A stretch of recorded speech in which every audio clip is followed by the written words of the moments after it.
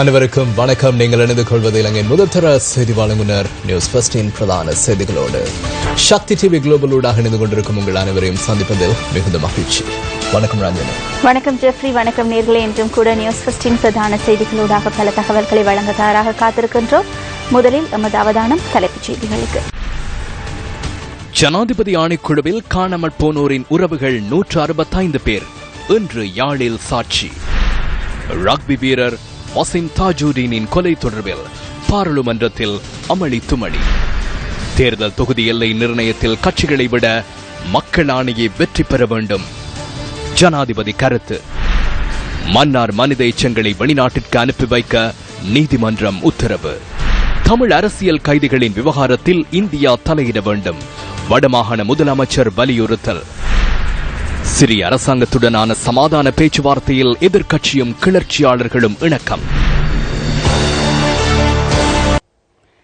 எல்லை நிர்ணயம் மற்றும் தேர்தல் தொகுதிகளை பிரிப்பதன் ஊடாக எதிர்பார்க்கப்படுவது மக்களின் ஆணையே அன்றி அரசியல் கட்சிகளின் வெற்றி அல்லவென ஜனாதிபதி மைத்ரிபால சிறிசேன தெரிவித்துள்ளார். எல்லை நிர்ணயம் தொடர்பில் சர்வகட்சி சந்திப்பில் இன்று கலந்து கொண்டு உரையாற்றும் போதே ஜனாதிபதி இதனை தெரிவித்தார். எல்லை நிர்ணயம் தொடர்பில் சர்வகட்சி சந்திப்பு இன்று பத்திரமுல்லையில் இடம்பெற்றது. பிரதமர் ரணில் விக்ரமசிங்கே இதன்போது கலந்து கொண்டிருந்ததுடன் 64 கட்சிகளின் பிரதிநிதிகள் இதில் கலந்து கொண்டிருந்ததாக ஜனாதிபதி ஊடகப் பிரிவு தெரிவித்துள்ளது.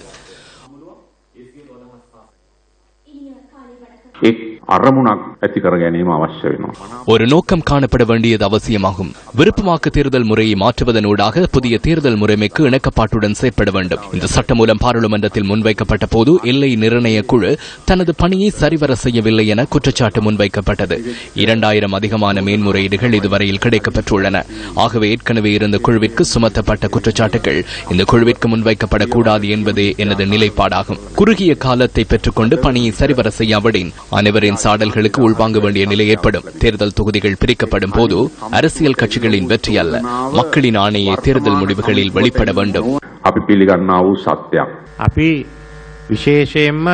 விசேடமாக உள்ளூராட்சி மன்ற தேர்தலை அடுத்த ஆண்டில் நடத்த வேண்டும். மார்ச் மாதம் 30ஆம் தேதிக்கு முன்னர் இதனை நடத்த வேண்டும் என எமது கட்சித் தலைவர்கள் பாராளுமன்றத்தில் இதனை கூறினார்கள். தமிழ் சிங்கள புத்தாண்டிற்கு முன்பதாக நடத்துவோம் என நான் கூறினேன். அதன் முறைமை தொடர்பில் சிக்கல் ஏற்பட்டது. இதனை கூற முடியாது. கட்சித் தலைவர்களை அழைத்துள்ளோம். இதன் பின்னர் பாராளுமன்றத்தில் தீர்மானம் எடுக்கப்பட வேண்டும். இந்த தேர்தலை நடத்த வேண்டுமாயின் தற்போதுள்ள சட்டத்தில் 55 திருத்தங்கள் கொண்டுவரப்பட வேண்டும் என தேர்தல் ஆணையாளர் தெரிவிக்கிறார். ஆகவே இவை அனைத்தும் ஜனவரி மாதத்தில் பாராளுமன்றத்தில் நிறைவேற்றிக் கொள்ள வேண்டும். සියල්ලම පාර්ලිමේන්තුවෙන් අපිට ජනවාරි මාසේ සම්මත කරගන්න තියෙනවා. පළාත් පාලන ඡන්දයක්වත් කොට්ටාශ ක්‍රමයට உள்ளூராட்சி மன்ற தேர்தலை கூட தொகுதிவாரி முறைமையில் நடத்தாவிடின் நாம் ஜனவரி மாதத்தில் ஜனாதிபதி தேர்தலில் வழங்கிய உறுதிமொழி புறம் தள்ளப்பட்டதாகிவிடும். மக்களின் கோரிக்கை காணப்படுகிறது. கிராமத்திற்கு பொறுப்பு கூறக்கூடிய ஒருவர் தெரிவாக வேண்டும் என்ற கோரிக்கை காணப்படுகிறது. அதனை நிறைவேற்றிய பின்னர் மாகாண சபை மற்றும் பாராளுமன்ற தேர்தல் வரை செல்ல முடியும். අපිට යෑමට හැකි වෙයි කියලා මම විශ්වාස කරනවා. අපි දැන් පළාත් පාලන කොට්ටාශයක් කියන්නේ ඊටාම කුඩා ඒකකයක්. உள்ளூராட்சி மன்ற தொகுதி ஒரு சிறு அலகாகும். ஆகவே இதன் நிர்மாணம் உள்ளே இருக்கும் மக்களின் பிரதிநிதித்துவமாக அமைய பெற வேண்டும்.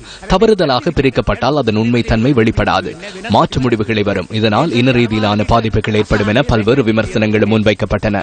அதேபோன்று எல்லை நிர்ணயம் தொடர்பாகவும் விமர்சனங்கள் எழுந்தன. இதில் முக்கிய விடயங்கள் கருத்தில் கொள்ளப்பட்டிருக்கவில்லை. அரசியல் காரணிகளின் அடிப்படையிலேயே முன்னெடுக்கப்பட்டுள்ளது. அதாவது இரண்டாக உடைத்து 2 பக்கங்களுக்கும் சேர்ப்பது போன்ற இடம்பெற்றுள்ளது. இதன் பின்னர் விருந்துபசார நிகழ்வும் இடம்பெற்றது.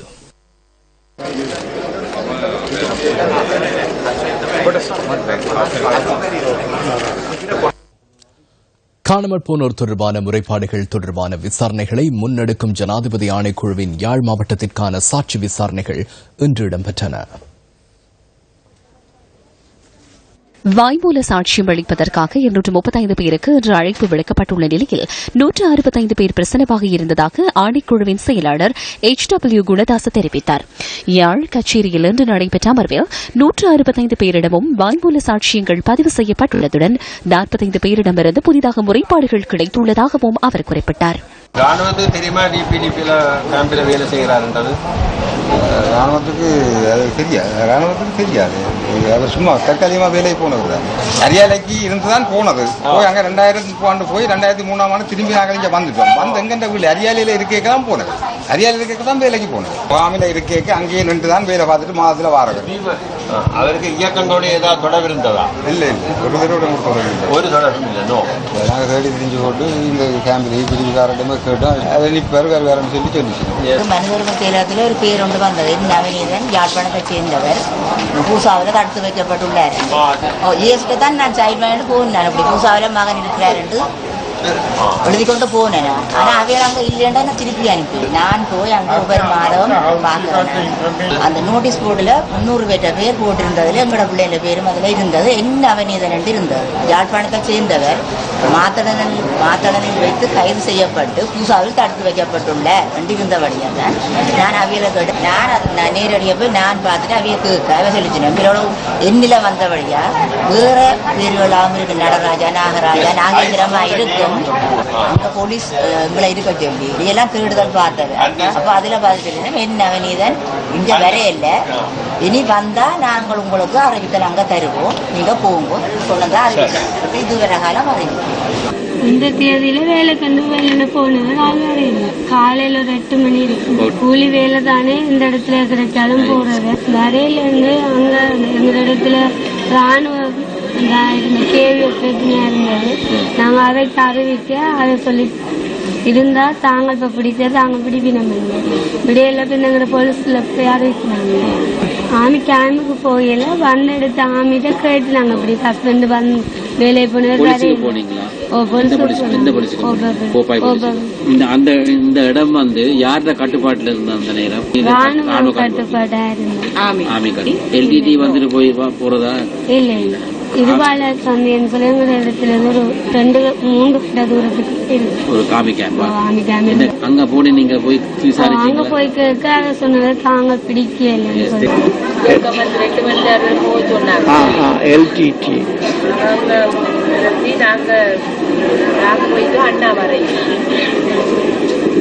நீங்க யாரோட போடுங்க?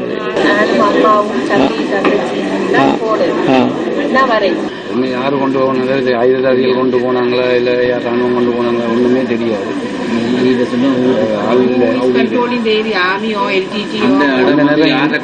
இந்தியா ராணுவத்துல கட்டுப்பாட்டு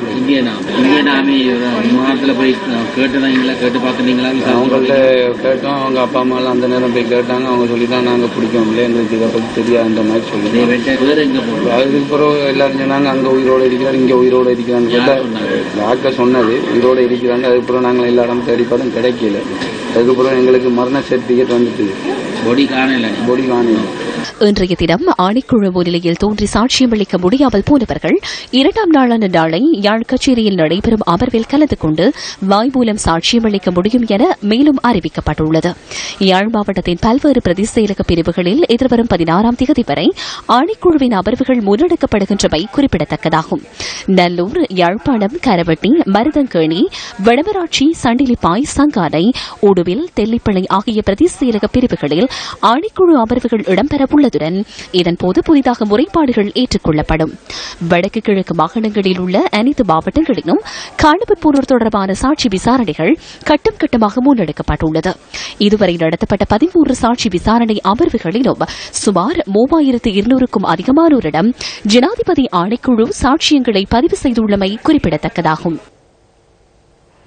கொழும்பு மேகசின் சிறைச்சாலையில் உள்ள அரசியல் கைதிகளை பார்வையிடுவதற்காக அரசியல் கைதிகளை விடுதலை செய்வதற்கான தேசிய அமைப்பின் இணைப்பாளர் அருட்தந்தை மா சக்திவேல் இன்று அங்கு சென்றிருந்தார்.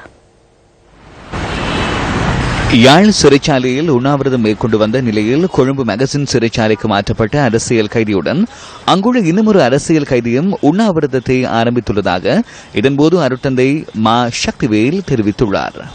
கடந்த 3 நாட்களாக நேற்று ஒருவர் கோமகன் என்பவர் கொழும்பில் ஆரம்பித்திருக்கின்றார். ஜெனிவன் என்பவர் யாழ்ப்பாணத்திலே நேற்று முன்தினம், அதாவது 3ஆம் நாளாக அவருடைய உண்ணாவிரதம் தொடர்ந்து கொண்டிருக்கின்றது. அரசியல் கைதிகளாக மட்டுமல்ல, இப்போது அகதிகளாகவும் நாங்கள் இருக்கின்றோம் என்று கூறுகின்றார்கள். அரசியல்வாதிகள் எங்களை கைவிட்டு விட்டார்கள், சட்டத்துறை எங்களை அகதியாக்கிவிட்டது. ஒரே அரசாங்கத்துக்கு கீழே இருக்கின்ற நீதிமன்றங்கள் என்றால் வடக்கிலே இருக்கின்ற நீதிமன்றம் ஒரு வகையிலும், தெற்கிலே இருக்கின்ற நீதிமன்றம் இன்னொரு வகையிலும் செயல்பட முடியாது என்று கூறுகின்றார். எங்களுக்கு நடந்தது இனி யாருக்கும் நடக்கக்கூடாது, எங்களுக்கு நீதி வேண்டும்.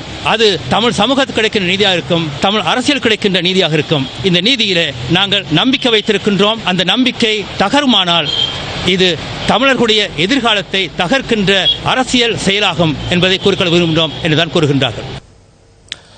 அரசியல் கைதிகளின் குடும்பத்தினரின் வாழ்வாதார வசதிகளை மேம்படுத்துவதற்கான நிதி உதவிகளை வழங்குவது தொடர்பில் இலங்கைக்கான இந்திய உயர்ஸ்தானிகர் பரிசீலிப்பதாக வடமாகாண முதலமைச்சர் சி வி விக்னேஸ்வரன் தெரிவித்துள்ளார். வடமாகாண முதலமைச்சர் சி வி விக்னேஸ்வரன் மற்றும் இந்திய உயர்ஸ்தானிகர் YK சின்ஹா ஆகியோருக்கு இடையில் நேற்று மாலை யாழ்ப்பாணத்தில் நடைபெற்ற சந்திப்பின் பின்னர் அவர் இதனை குறிப்பிட்டுள்ளார். இந்த சந்திப்பு யாழ் கோயில் வீதியில் அமைந்துள்ள வடமாகாண முதலமைச்சரின் உத்தியோகபூர்வ இல்லத்தில் நடைபெற்றது.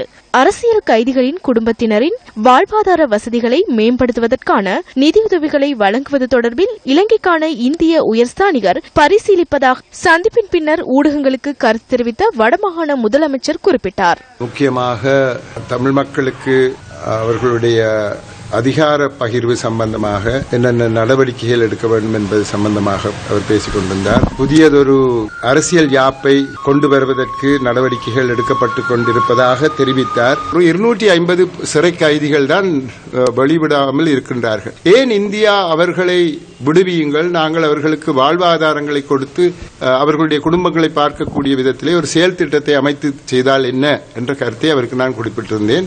அவர் அதை நல்லதொரு சஜஷன், நல்லதொன்று என்று குறிப்பிட்டார். ஆனால் அதுக்குரிய பண வசதிகள் இருக்குமோ என்பது தெரியவில்லை என்றும், இரண்டாவது அது எப்பேற்பட்ட விதத்திலே நடைபெற வேண்டும் என்றும் பரிசீலித்து பார்ப்பதாக குறிப்பிட்டார். நான் கூறினேன், இந்தியாவோடு எங்களுடைய இளைஞர்கள் பல விதங்களிலே முரண்பட்டிருந்தார்கள். ஆனால் இந்த நேரத்திலே நீங்கள் அவர்களை வெளியிலே கொண்டு வருவதற்கு நீங்கள் சகல முயற்சிகளும் எடுத்து அரசாங்கத்துக்கு நெருக்குதல் கொடுத்தால்தான் உங்களுக்கும் நல்லது, எங்களுக்கும் நல்லது. ஏனென்றால் நீங்கள் உங்களுடைய நல்லெண்ணத்தை இந்த தருணத்திலே காட்டுவதால் அவர்களுக்கும் நல்லம், உங்களுக்கும் நல்லம் என்ற அந்த கருத்தை தெரிவித்தேன். அவர் அதை பரிசீலிப்பதாக குறிப்பிட்டிருக்கின்றார். ரக்பி வீரர் வசிம் தாஜுடீனின் கொலை தொடர்பில் ஏற்பட்ட அமைதியின்மை காரணமாக பாராளுமன்ற நடவடிக்கைகள் ஒத்திவைக்கப்பட்டன. ஜெனீவா யோஜனாவலியை இஹிலிம் තියෙන්නේ ஜெனீவா அறிக்கையில் முதல் விடயமாக உசேன் அறிக்கைக்கு நன்றி கூறப்பட்டுள்ளது. இந்த அறிக்கையில் உள்ளடக்கப்பட்டுள்ள விடயம் என்ன? ஒரு புறத்தில் எமது இராணுவத்தினரை முறைப்படி குற்றவாளிகளாக்கியுள்ளனர், அவ்வாறில்லை என்றால் குற்றம் புரிந்துள்ளனர் என்று கூறப்பட்டுள்ளது. 30 ஆண்டு கால யுத்தத்தின் இறுதி தருணத்தில் போர் குற்றம் இழைத்துள்ளதாக உசைன் அறிக்கையில் தெரிவிக்கப்பட்டுள்ளது. தர்ஸ்மன் அறிக்கையை மேற்கோள் காட்டியே உசைன் அறிக்கை முன்னெடுக்கப்பட்டதாக குறிப்பிடப்பட்டுள்ளது.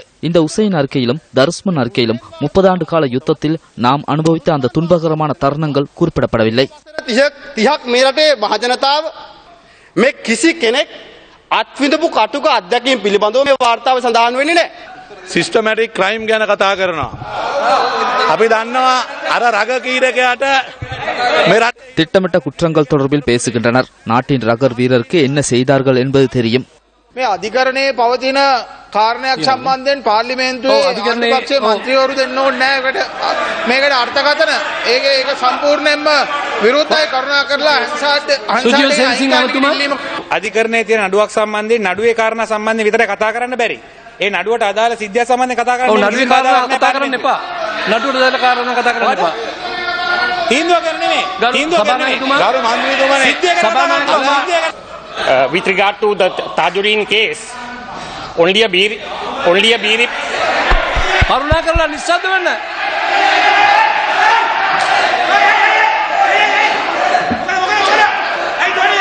ඔයිට මොකද? මොකද කරන්නේ? කරුණාකරලා ආසන වලට යන්න. කරුණාකරලා ආසනයට යන්න. සියලු දෙනා තමන්ගේ ආසන වලට යන්න. ඔව්. යන්න ඕන දතින්ද? නෑ නෑ. ඔබතුමා උඩට ගිහිල්ලා ඕනේ.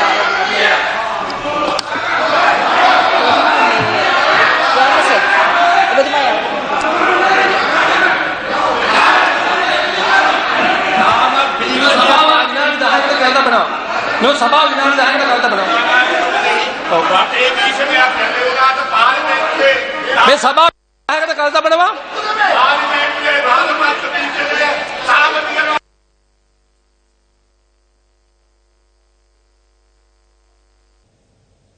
மன்னார் திருக்கீதீஸ்வர பகுதியில் மீட்கப்பட்ட மனித எச்சங்களை ஆய்வுக்குட்படுத்துவதற்கு அவற்றை வெளிநாட்டுக்கு அனுப்பி வைக்க நீதிமன்றம் உத்தரவு பிறப்பித்துள்ளது. மன்னார் மனித புதைக்குழி தொடர்பான வழக்கு விசாரணையின் போது நீதிவான் A.G. அலெக்ஸ் ராஜாவினால் இந்த உத்தரவு பிறப்பிக்கப்பட்டுள்ளது.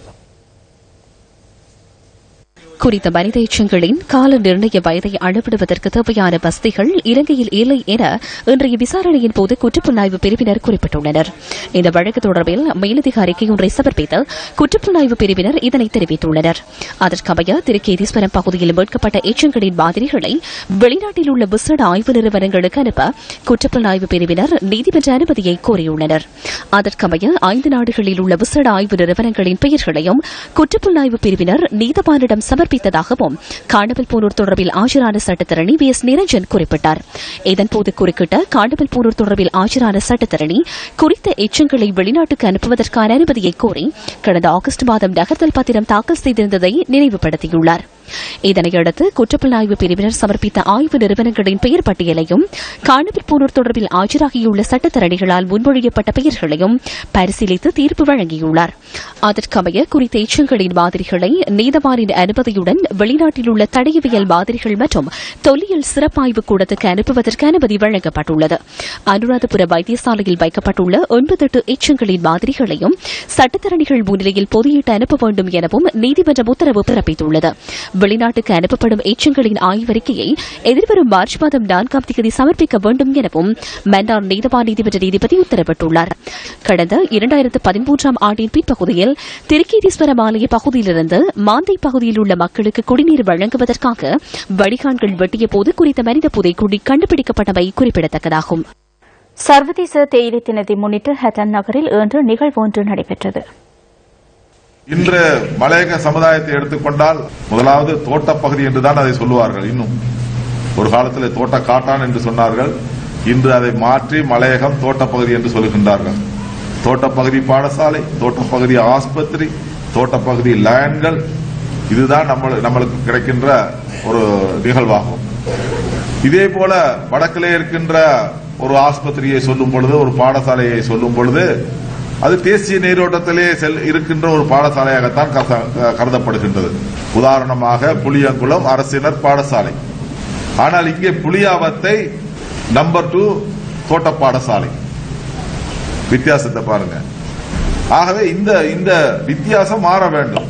நாங்களும் அரசாங்க நீரோட்டத்திலே, அதாவது தேசிய நீரோட்டத்திலே நாங்களும் அங்கமாக இருக்க வேண்டும். அந்த தோட்டங்கள் என்ற சொல் பதம் மாற்றப்பட வேண்டும். வடகிழக்கிலே யுத்தம் நடந்தது, இன்றைக்கு யுத்தம் முடிந்திருக்கிறது. சர்வதேசம் அவர்களுக்கு தலையிட்டு அவருடைய பிரச்சனையை தீர்ப்பதற்கான நடவடிக்கை எடுக்கப்பட்டு வருகின்றது. ஆனால் நாங்கள் யுத்தம் செய்யவில்லை, ரத்தம் சிந்தவில்லை. ஆனால் எங்களுடைய மக்களுடைய வாழ்க்கை நிலை முன்னேறவில்லை என்பதுதான் உண்மை. ஆகவே எங்களுடைய பிரச்சனையும் சர்வதேச அரங்குக்கு கொண்டு போவதற்கான வழிவகைகளை நாங்கள் செய்ய வேண்டும். வட்டவல டெம்பிள் ஸ்டோவ் தோட்ட பகுதியில் குடியிருப்பு தொகுதியொன்றில் நேற்றிரவு தீ பரவியுள்ளது.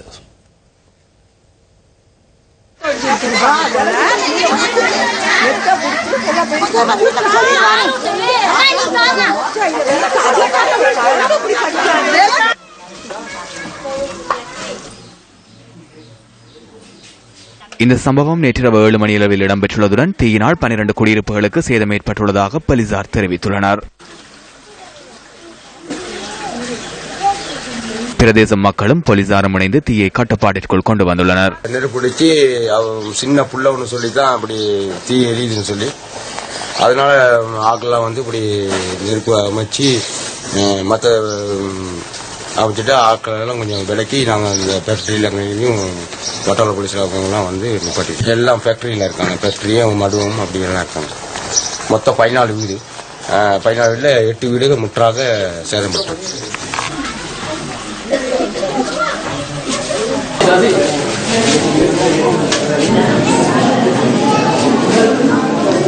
தீயினால் மக்களுக்கு எந்தவித பாதிப்புகளும் ஏற்படவில்லை என்பதுடன் குடியிருப்புகளுக்கு ஏற்பட்டுள்ள சேதம் இதுவரை மதிப்பீடு செய்யப்படவில்லை. மின்கசிவு காரணமாகவே தீ பரவியுள்ளது என பூர்வாங்க விசாரணைகளில் தெரிய வந்துள்ளது. இந்த சம்பவம் தொடர்பில் வட்டவளை போலீசார் மேலதிக விசாரணைகளை மேற்கொண்டு வருகின்றனர். வவுனியா கனகராயம் குளம் பகுதியில் ரயிலில் மோதுண்டு யானை ஒன்று உயிரிழந்துள்ளது. கொழும்பிலிருந்து யாழ்ப்பாணம் நோக்கி பயணித்த கடுகதி ரயிலில் நேற்று மாலை 6:15 அளவில் யானை மோதியுள்ளதாக எமது பிராந்திய செய்தியாளர் குறிப்பிட்டார். இந்த விபத்தில் ரயிலுக்கு சேதம் ஏற்பட்டுள்ளதுடன் மாங்குளம் வரை ரயில் சேவை நேற்று மட்டுப்படுத்தப்பட்டதாக அனுராதபுரம் ரயில்வே கட்டுப்பாட்டு நிலையம் தெரிவித்தது. இதனையடுத்து சேதமடைந்த ரயில் திருத்தப் பணிகளுக்காக மீண்டும் கொழும்பிற்கு திரும்பியுள்ளதாகவும் அதற்கு பதிலாக இன்றிலிருந்து வேறொரு ரயிலை போக்குவரத்தில் ஈடுபடுத்துவதற்கு நடவடிக்கை எடுக்கப்பட்டுள்ளதாகவும் அனுராதபுரம் ரயில்வே கட்டுப்பாட்டு நிலைய பேச்சாளர் ஒருவர் கூறினார். மகளிர் அணி ஒன்றிணைந்து உருவாக்குவோம் பெண்களை வலுவூட்டும் செயற்திட்டத்தின் 9வது நாளுக்குரிய நிகழ்வுகள் ரம்புக்கணி மற்றும் அனுராதபுரம் ஆகிய பகுதிகளில் முன்னெடுக்கப்பட்டன. இதனிடையே எதிர்வரும் உள்ளூராட்சி மன்ற தேர்தலில் பெண்களின் பிரதிநிதித்துவம் 25 வீதத்தால் அதிகரிக்கப்படும் என பிரதமர் ரணில் விக்ரமசிங்க பாராளுமன்றத்தில் இன்று அறிவித்துள்ளார். உள்ளூராட்சி மன்றங்களில் பெண்களின் பிரதிநிதித்துவத்தை அதிகரிப்பதற்கான சட்டமூலத்தை எதிர்வரும் ஜனவரி மாதம் பாராளுமன்றத்தில் சமர்ப்பிக்க உள்ளதாக பிரதமர் குறிப்பிட்டுள்ளார். நியூஸ் ஃபர்ஸ்டினால் முன்னெடுக்கப்படும் மகளிர் அரண் செயற்திட்டம் தொடர்பான பார்வை அடுத்து.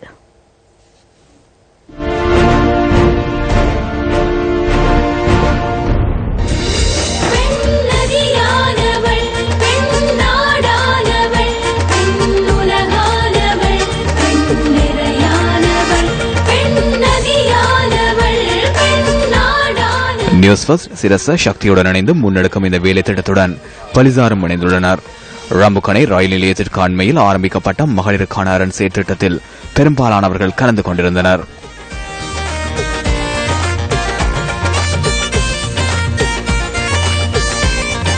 இதன்போது பெண்களது நோக்கும் பிரச்சினைகள் தொடர்பிலும் தெளிவூட்டப்பட்டது.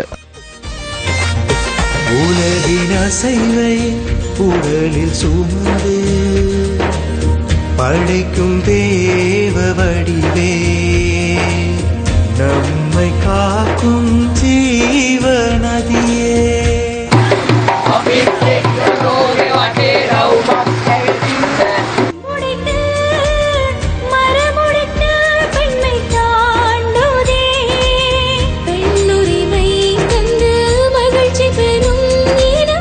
இதேவேளை மற்றொரு நிகழ்வு அனுராதபுரத்தில் ஆரம்பமானது. இதன்போது பெண்கள் தெளிவூட்டப்பட்டதுடன் அவர்கள் எதிர்நோக்கும் பிரச்சினைகள் மற்றும் பரிந்துரைகள் பெற்றுக் கொள்ளப்பட்டது.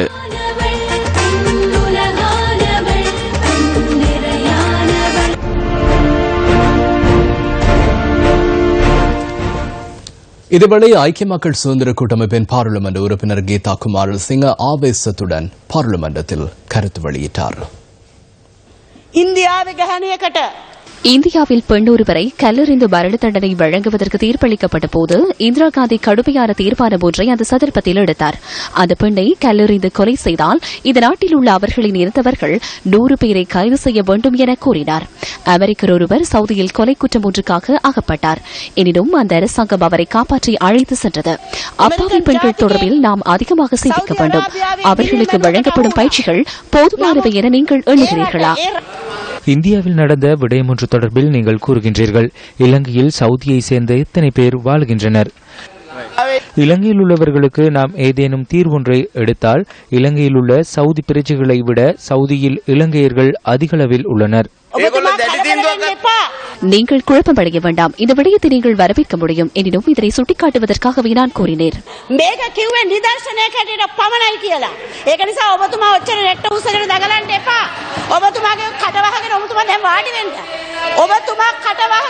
ஐந்து லட்சம் பெண்கள் அந்த நாடுகளில் தொழில் புரிகின்றனர். உங்களை போன்ற ஆண்கள் மீது கல்லெறிவது இல்லை, பெண்கள் மீது மாத்திரமே கல்லெறிகின்றார்கள்.